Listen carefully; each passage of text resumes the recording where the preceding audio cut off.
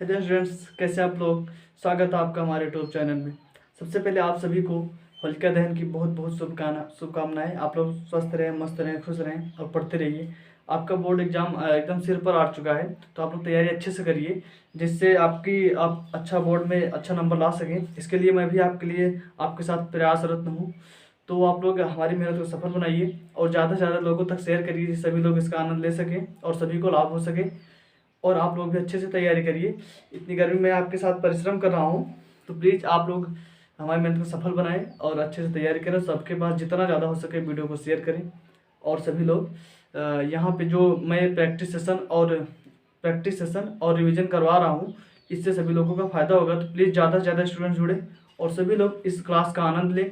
और जिन्होंने अभी तक हमारा चैनल सब्सक्राइब नहीं किया, प्लीज़ चैनल सब्सक्राइब कर लीजिए, जिससे जब भी मैं आपको पढ़ाने आऊँ आप लोग को नोटिफिकेशन मिल जाए।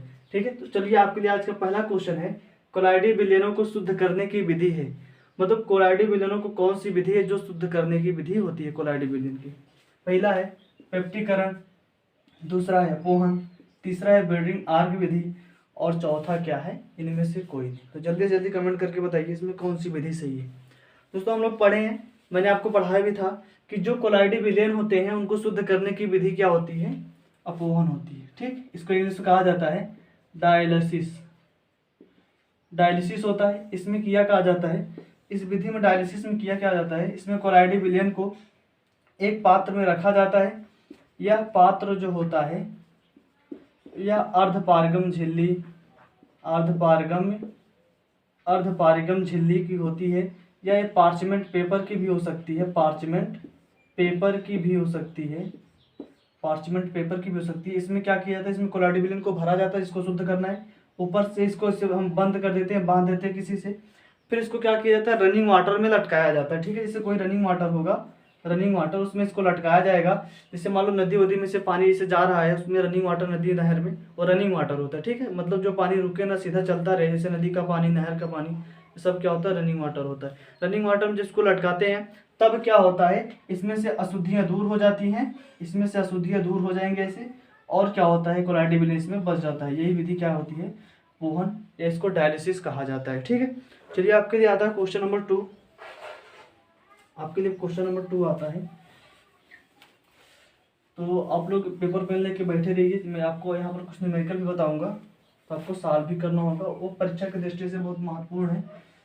चलिए क्वेश्चन नंबर 2 है, स्कर्वी के लिए जिम्मेदार है, स्कर्वी के लिए जिम्मेदार है, स्कर्वी के लिए जिम्मेदार है। पहला ऑप्शन है विटामिन सी, दूसरा ऑप्शन है विटामिन ए, तीसरा ऑप्शन है प्रोटीन, चौथा ऑप्शन है विटामिन डी।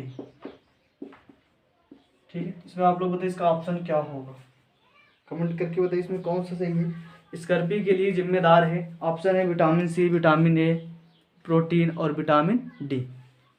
ठीक, दोस्तों हम जानते हैं स्कर्वी के लिए जो जिम्मेदार होता है वह होता है विटामिन सी। विटामिन सी हमें मिलता कहाँ से है, हमें खट्टे फलों से मिलता है। ठीक है, जो खट्टे फल होते हैं उन्हीं से हमें क्या मिलता है, विटामिन सी मिलता है। जैसे क्या होता है, नींबू हुआ, संतरा हुआ, मौसमी हुआ। ठीक है, इन सब में से हमें क्या मिलता है, विटामिन सी मिलता है। ठीक है, तो यहाँ पर आपका ऑप्शन क्या हो जाएगा सही, विटामिन सी। चलिए अब आपके लिए यहाँ पर क्वेश्चन नंबर 3 आता है। तो मैं आपको एक बात भी बता दूं कि मैं कल आपका टेस्ट कराऊंगा, कल होली है, होली के दिन मैं आपका टेस्ट कराऊंगा। तो प्लीज़ आप लोग होली खेलिए, लेकिन साथ ही आप अपना टेस्ट भी दीजिए, जिससे आपका तैयारी अच्छे से हो सके। तो सभी लोग टेस्ट दीजिएगा जरूर। रोज रात 8 बजे टेस्ट होगा आपका। मैं आपको क्वेश्चन दूंगा, आपको हल करना होगा। आप अपने आप को जांचिए आपका कितना सही हो रहा है, जिससे आप बोर्ड परीक्षा में आपको अंदाज़ा लगेगा आप कितना भी तैयारी है, कितना नहीं है। तो प्लीज़ इस वीडियो को ज़्यादा से ज़्यादा शेयर करें, जिससे सभी लोगों को सूचना पहुँच सके। कल टेस्ट है, कल आप लोग टेस्ट जरूर दीजिए, जिससे आपको पता चले कि आप बोर्ड परीक्षा में कितना अंक पा रहे हैं। ठीक है, तो जरूर दीजिए आप लोग टेस्ट कल रात 8 बजे। चलिए आपके लिए क्वेश्चन नंबर 3 आता है, अर्ध अभिक्रियाओं के लिए अपचयन विभव हैं। अर्ध अभिक्रियाओं के लिए अपचयन विभव हैं।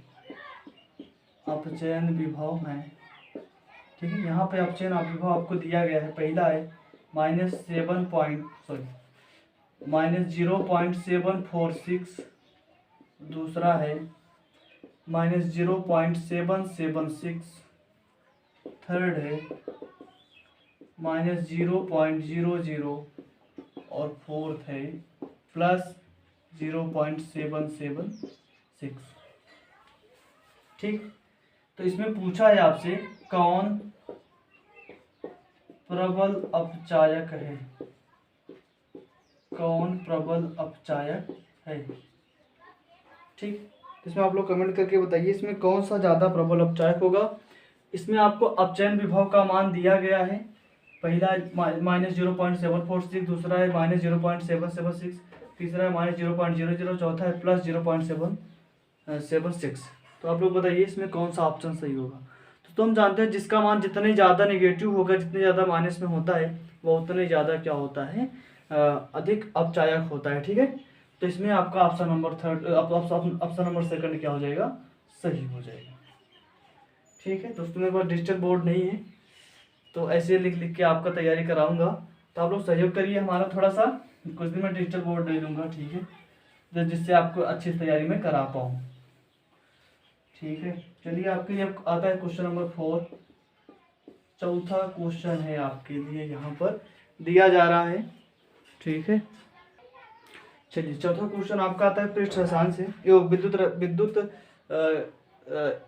विद्युत रसायन से आता है, ठीक है। विद्युत रसायन से इलेक्ट्रोकेमिस्ट्री से आपका चौथा क्वेश्चन आ रहा है। इसमें विद्युत रासायनिक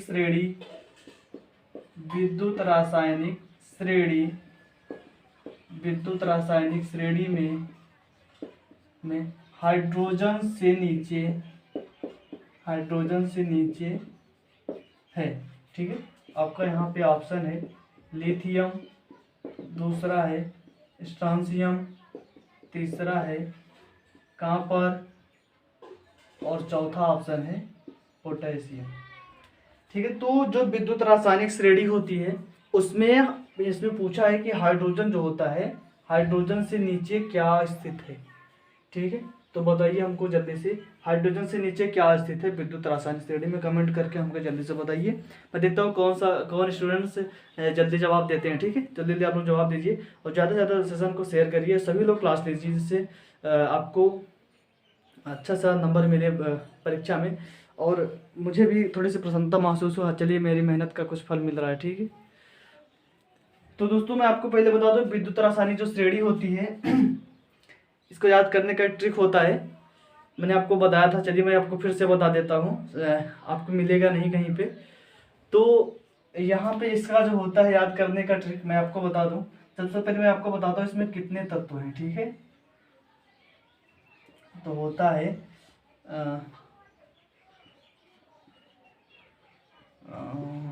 मैं लिख रहा हूँ, ठीक है। अभी आपको बताऊंगा मैं कैसे लिख रहा हूँ।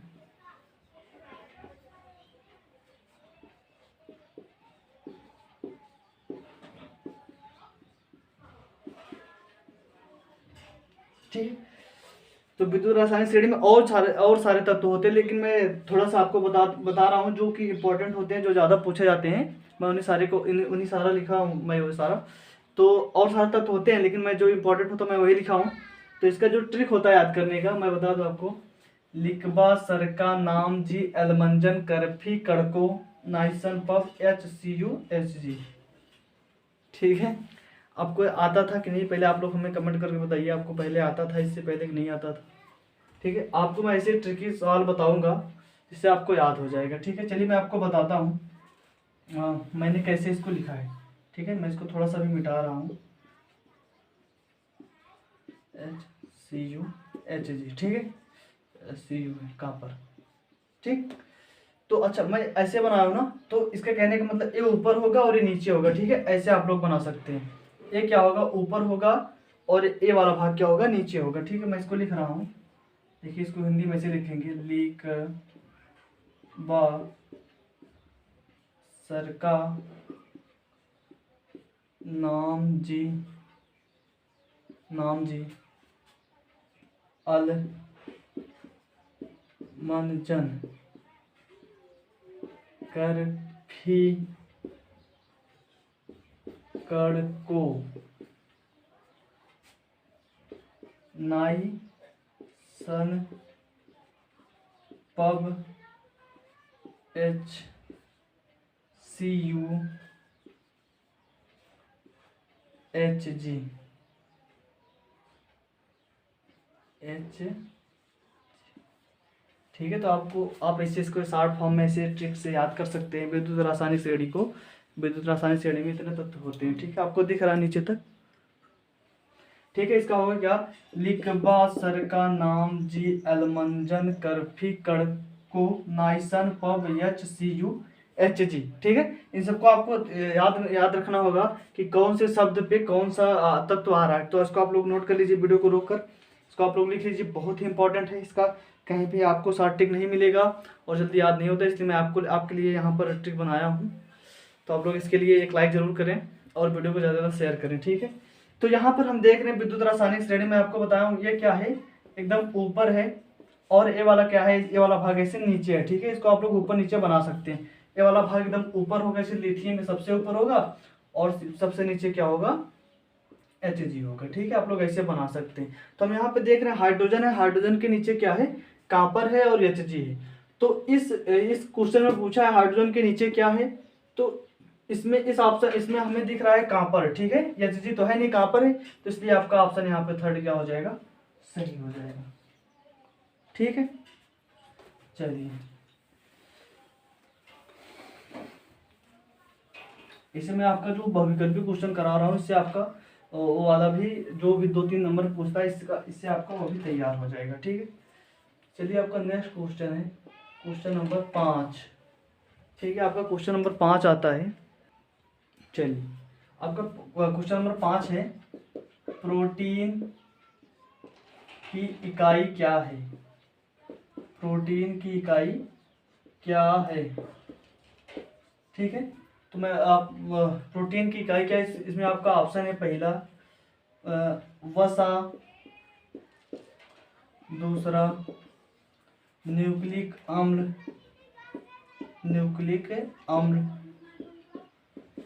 और थर्ड ऑप्शन यहाँ पर है एमिनो अम्ल और फोर्थ ऑप्शन आपका है विटामिन। तो आप हमको बताइए यहाँ पर प्रोटीन की इकाई क्या होती है। पहला ऑप्शन है वसा, दूसरा है न्यूक्लिक अम्ल, तीसरा है एमिनो अम्ल, चौथा है विटामिन। चलिए कमेंट करके बताइए इसमें कौन सा ऑप्शन सही है। तो दोस्तों हम जानते हैं जो प्रोटीन की इकाई होती है वह एमिनो अम्ल होता है। जब कई एमिनो अम्ल आपस में जुड़ते हैं, जब कई एमिनो अम्ल क्या होते हैं, आपस में जुड़ते हैं, उन्हें क्या कहा जाता है, फिर उससे प्रोटीन बनता है। तो एक क्वेश्चन ऐसे भी पूछ सकता है कि प्रोटीन जो होता है वह एक बहुलक होता है। ठीक है, तो ऐसे क्वेश्चन पूछ सकता है प्रोटीन का एकलक क्या होगा, मतलब प्रोटीन का मोनोमर क्या है। तो मोनोमर प्रोटीन का हो जाएगा क्या, एमिनो अम्ल। या ऐसे क्वेश्चन पूछे कि प्रोटीन की इकाई क्या है, तो क्या हो जाएगा, एमिनो अम्ल हो जाएगा। ठीक है, एकलक जो होता है, एकलक को इंग्लिश में मोनोमर कहा जाता है। मोनोमर का मतलब होता है एक यूनिट, एक इकाई। ठीक है, जैसे कोई चीज़ कई चीज़ से मिलकर बन रही है, जैसे मान लीजिए घर जो होता है वो कई सारे ईंटों से मिलकर बनता है। तो घर का जो इकाई होगा, घर की जो मोनोमर होगा, उसका जो एक लग होगा वह एक ईंट होगा। तो उम्मीद करता हूँ मैं आप समझ गए होंगे। ठीक है, चलिए अब आपका नेक्स्ट क्वेश्चन आता है। आपका नेक्स्ट क्वेश्चन है क्वेश्चन नंबर 6। ठीक है, क्वेश्चन नंबर 6 आपका है, अनंत तनुता पर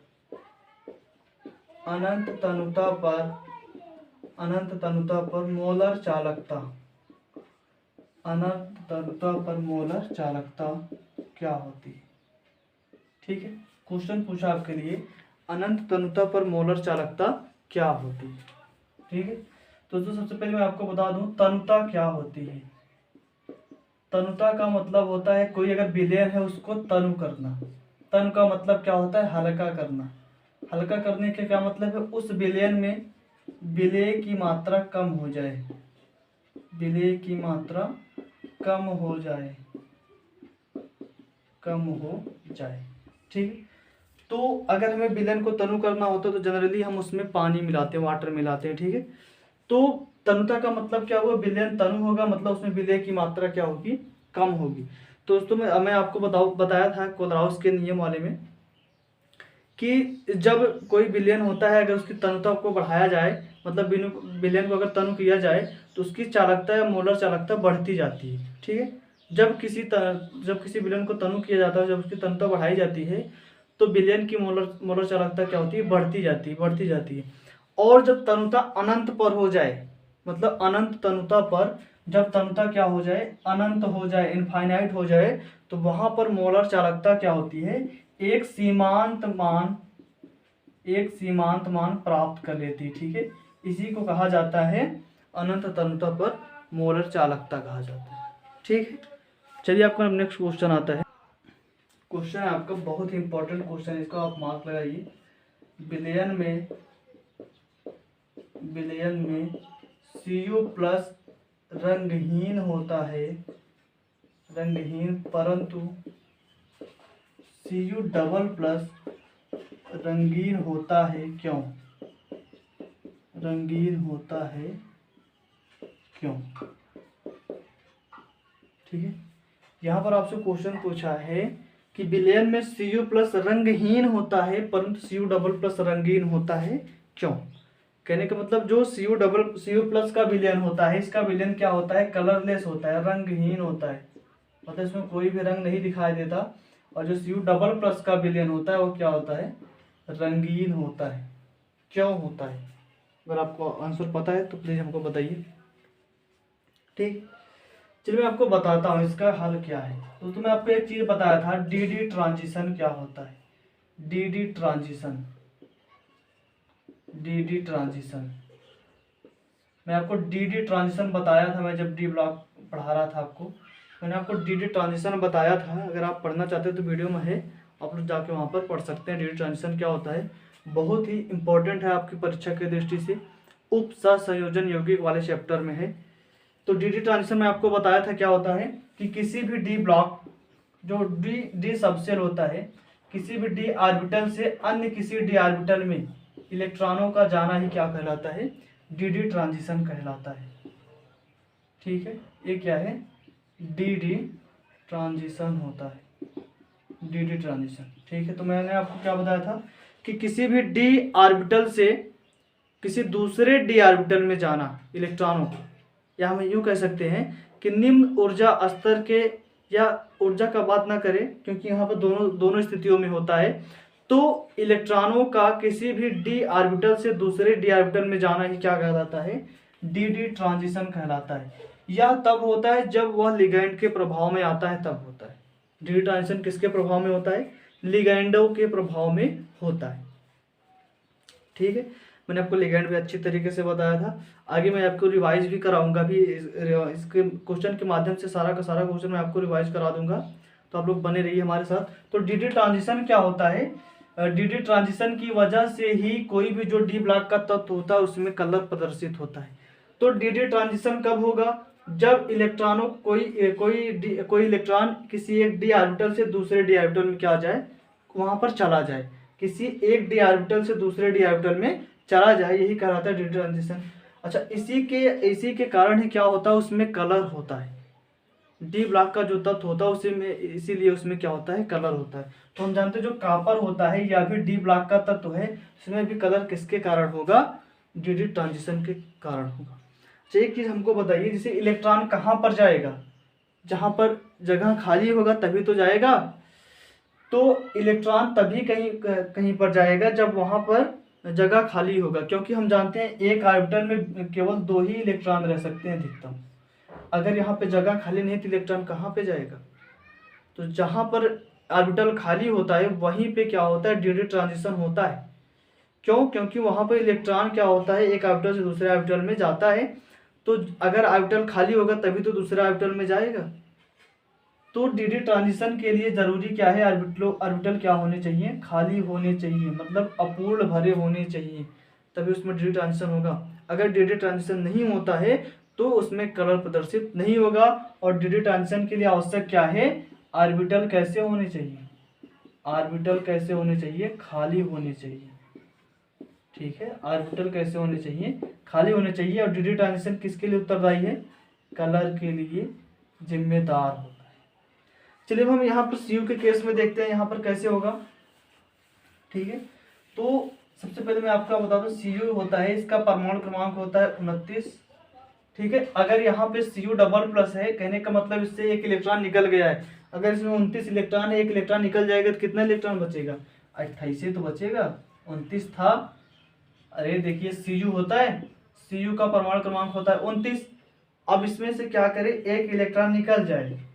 ठीक है, तो अब इसमें कितना इलेक्ट्रॉन बचेगा, 28 तो बचेगा। तो यहाँ पे सी यू डबल प्लस है। ठीक है, तो सी यू प्लस है, सी यू प्लस का हम इलेक्ट्रॉनिक विन्यास करेंगे तो कैसे होगा। तो हम जानते हैं सी यू का इलेक्ट्रॉनिक विन्यास क्या होता है, अस्थायित्व के कारण ऐसे होता है, 3d10 4s1 होता है।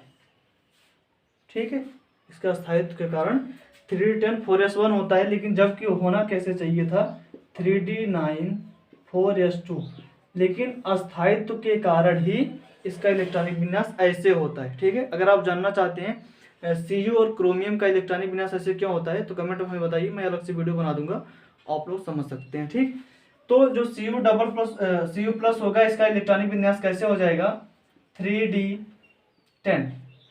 ठीक है, और 4s0, क्योंकि जो सी यू है इसका इलेक्ट्रॉनिक विन्यास ऐसे होता है 3d10 4s1। तो अब इसमें से जब एक इलेक्ट्रॉन निकलेगा तो हम जानते हैं इलेक्ट्रॉन कहाँ से निकलता है, बाहरी कोश से ही निकलता है। तो यहाँ से यस वाला एक इलेक्ट्रॉन निकल जाता है, इसमें एक भी इलेक्ट्रॉन नहीं बचेगा, 0 इलेक्ट्रॉन हो जाएगा।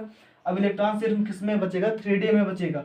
तो हम बाहरी कोश का जो भी बाहरी ऑर्बिटल होता है उसी का हम दिखाते हैं। ठीक है, तो डी में कितने सबसेल होते हैं 5। ठीक है, तो इसमें कितना इलेक्ट्रॉन है 10 इलेक्ट्रॉन। मैंने इसे भर दिया लेकिन इसे नहीं भरा जाता, 10 इलेक्ट्रॉन इसमें ऐसे भर दिया। ठीक है, पहले एक इलेक्ट्रॉन को भरा जाता है फिर इसमें पेयरिंग होती है। तो यहाँ पर देखिए 3d है, 3d यहाँ पर हम देख रहे हैं 3d क्या है, पूरा पूरा भरा हुआ है, यहाँ पे कोई भी ऑर्बिटल खाली नहीं है। तो हम एक चीज़ अभी आपको बताया था, डी ट्रांजिशन होने के लिए ऑर्बिटल कैसे होना चाहिए, खाली होने चाहिए, और यहाँ पे ऑर्बिटल खाली नहीं है। जब ऑर्बिटल खाली नहीं होगा तो वह कलर नहीं दिखाएगा और वह कैसे होगा, रंगहीन होगा। तो सी यू प्लस इसीलिए रंगहीन होता है, क्यों, क्योंकि इसमें कोई भी ऑर्बिटल खाली नहीं होता है, जिस कारण से ये डी ट्रांजिशन नहीं दिखा पाता, इसीलिए क्या होता है, रंगहीन होता है। इसका ही आंसर हो जाएगा। ठीक है, चलिए अब मैं आप समझ गए, अब मैं इसको मिटा रहा हूँ। ठीक है, अब आप यहाँ पर सी यू डबल प्लस के केस में देखिए, अब आप यहाँ पर सी यू डबल प्लस के केस में देख सकते हैं कैसे होगा यहाँ पर। ठीक है, तो सी यू डबल प्लस, ठीक, हम जानते हैं जो सी यू होता है कॉपर, इसका इलेक्ट्रॉनिक विन्यास कैसे होता है 3d10 4s1। तो यहाँ पर सी यू डबल प्लस कहने का क्या मतलब है, इस कॉपर से 2 इलेक्ट्रॉन निकला है, कितना इलेक्ट्रॉन, 2 इलेक्ट्रॉन निकला है। तो एक इलेक्ट्रॉन यस में एक ही है, यहाँ से एक निकलेगा, एक यहाँ से निकल जाएगा। ठीक है, तो जो सी यू डबल प्लस होगा इसका इलेक्ट्रॉनिक विन्यास कैसे हो जाएगा 3d9 और 4s0 होगा। ठीक, क्योंकि एक इलेक्ट्रॉन यस में है, यहाँ से एक निकलेगा और एक यहाँ से निकलेगा, तो 10 है तो एक निकल जाएगा तो 9 बचेगा, 3d9 4s0। चलिए अब मैं इसका ऑर्बिटल डायग्राम बनाता हूँ, कैसे हो जाएगा इसका ऑर्बिटल डायग्राम। जो 3d होगा इसमें कितने सबसेल होंगे, 5 होंगे, 5 हम बना रहे हैं यहाँ पर। ठीक है, तो 1 2 3 4 5, देखिए 3d है, 3d में कितने इलेक्ट्रॉन है 9 इलेक्ट्रॉन। तो मैंने 1 2 3 4 5 भरा, अब 4 और बचा है, 1 2 3 4, और 4s में तो कोई इलेक्ट्रॉन नहीं है, इसका बनाओ या ना बनाओ कोई फर्क नहीं पड़ेगा। ठीक, तो यहाँ पर देखिए 3d में क्या है, ऑर्बिटल खाली है कि नहीं खाली है, अपूर्ण भरा हुआ है। अगर ऑर्बिटल अपूर्ण भरा होगा तो यह क्या शो करेगा, डी ट्रांजिशन शो करेगा, डी ट्रांजिशन दिखाएगा। और अगर डी ट्रांजिशन दिखाएगा तो यह कैसे होगा, रंगीन होगा, कलरफुल होगा। या कलर दिखाएगा, रंगीन होगा। इसी कारण क्या होता है, Cu डबल प्लस क्या होता है, रंगीन होता है। क्यों? क्योंकि यह डी ट्रांजिशन दिखाता है, क्योंकि इसमें एक अपूर्ण ऑर्बिटल होता है, इसलिए रंगीन होता है। और Cu प्लस रंगहीन होता है क्योंकि यह डी ट्रांजिशन नहीं दिखाता, क्योंकि इसमें पूरा का पूरा ऑर्बिटल क्या होता है, भरा होता है। ठीक है, तो आप लोग यहाँ पर वीडियो को रोक रोक कर इसको लिख भी सकते हैं, आपके लिए बहुत अच्छा होगा कि आप लोग लिखते रहिए। ठीक है, तो एक परीक्षा की दृष्टि से इम्पोर्टेंट क्वेश्चन था, इसको मैं अभी और विस्तार से बताऊंगा आगे, और बड़ा क्वेश्चन के माध्यम से मैं आपको बताऊंगा। चलिए, आपका नेक्स्ट क्वेश्चन आता है, जो कि क्वेश्चन का नंबर है, विद्युत विभव क्या है। सॉरी, विद्युत विभव नहीं, सॉरी, इलेक्ट्रोड विभव क्या होता है। इलेक्ट्रोड विभव, इसको इंग्लिश क्या कहते हैं, इलेक्ट्रोड पोटेंशियल। इलेक्ट्रोड पोटेंशियल क्या होता है। ठीक है, आपके क्वेश्चन पूछा है कि इलेक्ट्रोड विभव या इलेक्ट्रोड पोटेंशियल क्या होता है, तो इसको आप लोग हमको बताइए, इसका आंसर क्या होगा। चलिए, मैं बताता हूँ इलेक्ट्रोड विभव क्या होता है। दोस्तों, जो इलेक्ट्रोड विभव होता है, सबसे पहले बता दूं, इसको कैपिटल ई से क्या किया जाता है, डिनोट किया जाता है, कैपिटल ई से प्रदर्शित किया जाता है। तो इलेक्ट्रोड विभव होता क्या है, हम जानते हैं, जब किसी भी धातु को उसी धातु के लवण के विलयन में जब डुबोया जाता है, तो वह जो धातु होती है और उस विलयन के मध्य एक विभवांतर उत्पन्न हो जाता है, इसी को कहा जाता है इलेक्ट्रोड विभव। तो इलेक्ट्रोड विभव होगा क्या, मैंने बताया, जब किसी धातु को, जब यह धातु की छड़ को कह सकते हैं, ठीक है, जब किसी धातु की छड़ को उसी धातु के लवण के विलयन में क्या किया जाए, उसी धातु के लवण के विलयन में डुबोया जाए, तब क्या होता है, यह धातु की छड़ क्या हो जाएगी, विलयन के सापेक्ष आवेशित हो जाती है, आवेशित हो जाती है, जिससे क्या होता है, इस छड़ और इस विलयन के मध्य, मतलब छड़ और विलयन में जो आयन होंगे उनके मध्य एक विभवांतर उत्पन्न हो जाएगा। इसी विभवांतर को क्या कहा जाता है, इसी विभवांतर को क्या कहा जाता है, इलेक्ट्रोड विभव कहा जाता है। इलेक्ट्रोड विभव कहा जाता है, क्योंकि मैं बता दूं, जब कोई भी धातु की छड़ उसी धातु के लवण के विलयन में डुबोई जाएगी, तो क्या होगा, जहां पर धातु की छड़ डुबोई जाती है वहां पर एक इलेक्ट्रिक डबल लेयर बन जाती है, मतलब विद्युत द्विक स्तर बन जाता है, द्विक लेयर बन जाती है, जिससे क्या होता है, वहां पर विभवांतर उत्पन्न हो जाता है। इसी विभवांतर को ही क्या कहा जाता है, इलेक्ट्रोड विभव कहा जाता है। जैसे मैं आपको एग्जांपल लेके बताऊं, मैं आपको एग्जांपल लेके बताता हूँ इलेक्ट्रोड विभव को। जैसे मान लीजिए आप कांपर है ना, ठीक है, कांपर को हिंदी में कहा जाता है तांबा। ठीक है, तो कांपर की छड़ को जब उसी के लवण के विलयन में डुबोया जाए, ठीक है, मान लीजिए यहाँ पर एक कांपर की छड़ है, हम यहाँ पर एक कांपर की छड़ लेते हैं, कांपर तो एक धातु ही है, हम लोग जानते हैं। जब हम इसी के लवण के विलयन में इसको डुबाते हैं, ठीक है, जब इसको यहाँ पर डुबाएंगे, तब क्या होगा, इसका लवण का विलयन मान लो हम यहाँ पर लिए CuSO4, इसको कहते हैं कापर सल्फेट कहते हैं।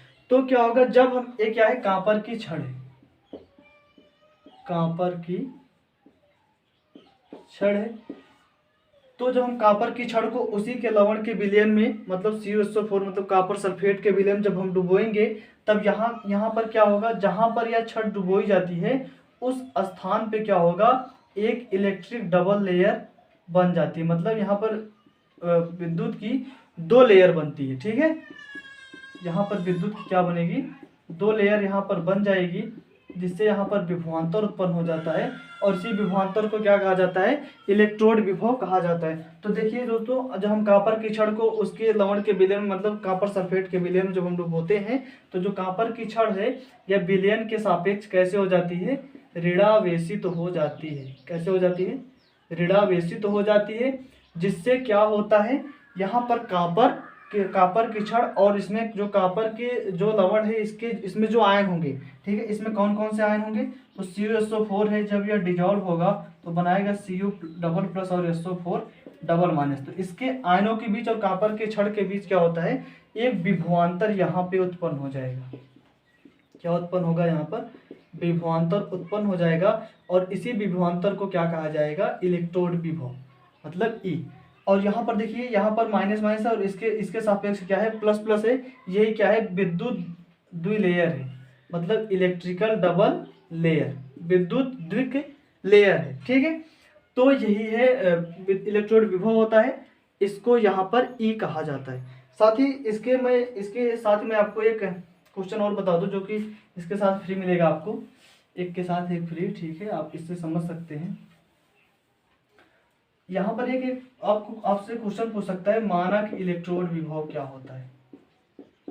मानक इलेक्ट्रोड विभव क्या होता है, मानक इलेक्ट्रोड विभव क्या होता है, ठीक है। तो दोस्तों आप लोग डरिएगा मत, बिल्कुल आसानी से इसका जवाब दीजिएगा। जो मानक इलेक्ट्रोड विभव होता है, यह इलेक्ट्रोड विभव ही होता है, ई ही होता है, लेकिन वहां पर क्या होता है, वहां पर मानक परिस्थितियां आ जाती हैं, मानक परिस्थितियां आ जाएंगी, मानक परिस्थितियां आ जाएंगी, ठीक है। कहने का मतलब ताप दाब सांद्रता की मानक परिस्थिति होगी, उसमें कहेगा जैसे जैसे 1 एटमॉस्फेयर प्रेशर, 298 केल्विन टेम्परेचर और 1 मोल सांद्रता पर विलयन का जो भी इलेक्ट्रोड विभव होता है वही कहलाता है मानक इलेक्ट्रोड विभव। और मानक इलेक्ट्रोड विभव को प्रदर्शित करते हैं हम ई नॉट से, ठीक है, ई नॉट से प्रदर्शित किया जाता है। तो इसको हम कैसे बता सकते हैं, मानक स्थितियों में इलेक्ट्रोड विभव को मानक इलेक्ट्रोड विभव कहा जाता है, ठीक। चलिए अब आपका नेक्स्ट क्वेश्चन आता है, आपको मैं नेक्स्ट क्वेश्चन बता दूं। चलिए आपका नेक्स्ट क्वेश्चन आता है जैव अणु वाले चैप्टर से, कार्बोहाइड्रेट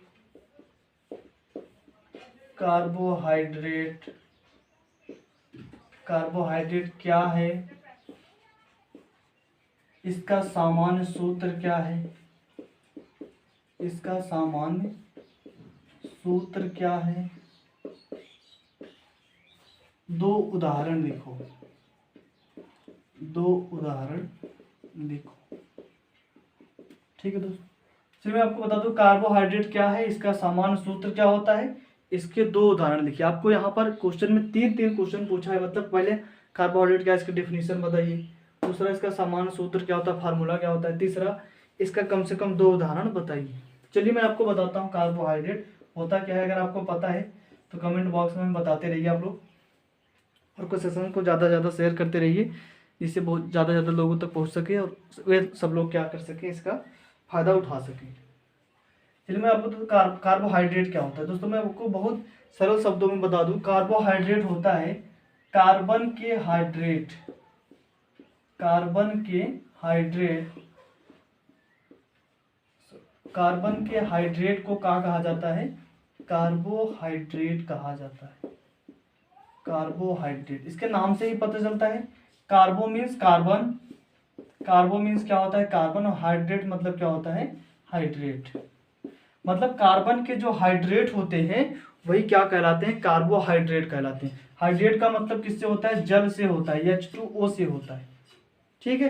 तो अगर कार्बन से पानी जुड़ा है, कार्बन के जो हाइड्रेट होते हैं अगर कार्बन से पानी जुड़ा है वही क्या होगा, कार्बोहाइड्रेट हो जाएगा। तो इसका परिभाषा कैसे बताएंगे, इसकी जो सामान्य परिभाषा होती है उसको हम बताएंगे, कार्बन के जो हाइड्रेट होते हैं वही कहलाते हैं क्या, कार्बोहाइड्रेट कहलाते हैं, ठीक है। और इसका जो रासायनिक परिभाषा हो जाएगा, हमारे रासायनिक विज्ञान में जो इसकी परिभाषा दी गई है, रासायनिक परिभाषा मतलब केमिकल डिफिनीशन इसकी क्या हो जाएगी, इसको कहते हैं पॉलीहाइड्रॉक्सी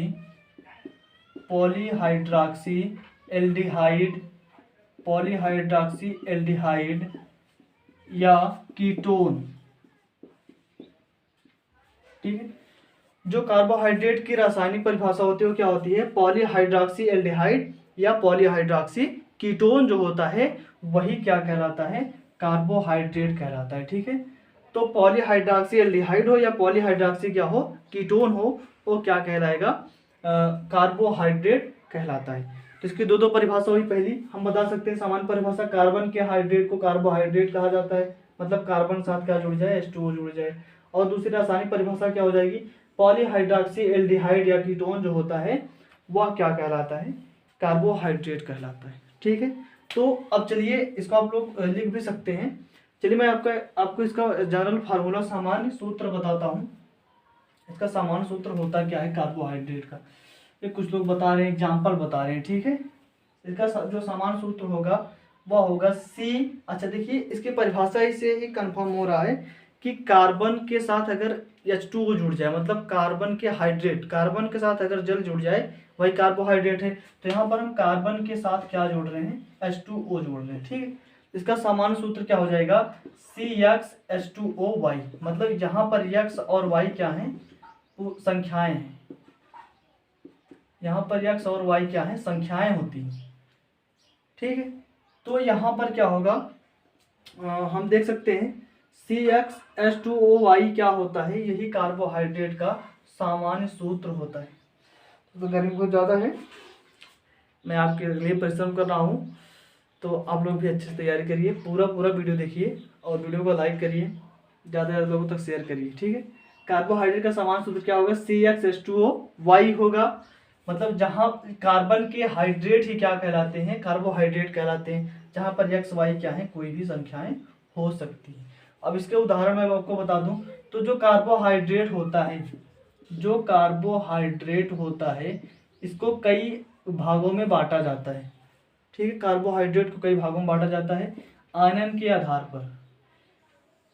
आधार पर कार्बोहाइड्रेट को कई भागों में बांटा जाता है। क्या होता है, पहला मोनोसैकेराइड, डाइसैकेराइड, या इसको ओलिगोसैकेराइड और पॉलीसैकेराइड कहा जाता है। तो ये सब डिटेल में मैं अभी आपको आगे पढ़ाऊंगा क्वेश्चन के माध्यम से। तो आज मैं इसका आपको दो उदाहरण बता देता हूँ। तो कार्बोहाइड्रेट का जो दो उदाहरण होता है, आप इसको ग्लूकोज लिख सकते हैं और सुक्रोज लिख सकते हैं, लैक्टोज भी लिख सकते हैं, कुछ भी लिख सकते हैं, ठीक है। तो मोनोसैकेराइड क्या होता है, डाइसैकेराइड क्या होता है, पॉलीसैकेराइड क्या होता है, ओलिगोसैकेराइड, ये सब मैं आपको बताऊंगा। तो अभी यही इसका उदाहरण है, दो ग्लूकोज और सुक्रोज दो इसका उदाहरण है। तो दोस्तों आज के लिए बस इतना ही, मिलते हैं कल आप लोग का टेस्ट होगा, तो आप लोग शिद्दत के साथ टेस्ट दीजिए, ज़्यादा से ज़्यादा लोगों तक शेयर कीजिए, जिससे सभी लोग टेस्ट दे सकें और उनको अभी तक उनकी कितनी तैयारी इसको अपना आंक सकें, जिससे क्या होगा, उनको परीक्षा में अधिकतम अंक मिल सकता है। अगर आपकी तैयारी नहीं होगी तो आप अच्छे से तैयारी अभी से कर सकते हैं। तो कल टेस्ट आप ज़रूर दीजिए, याद रखिएगा समय 8 बजे, और इसको ज़्यादा से ज़्यादा लोगों तक शेयर कीजिए, चैनल को ज़्यादा से ज़्यादा सब्सक्राइब करिए, वीडियो को लाइक करिए। तो मिलते हैं कल 8 बजे, आप लोग आना ना भूलें, टेस्ट जरूर दें, स्वस्थ रहें, मस्त रहें, अपनी तैयारी अच्छे से करते रहें। धन्यवाद।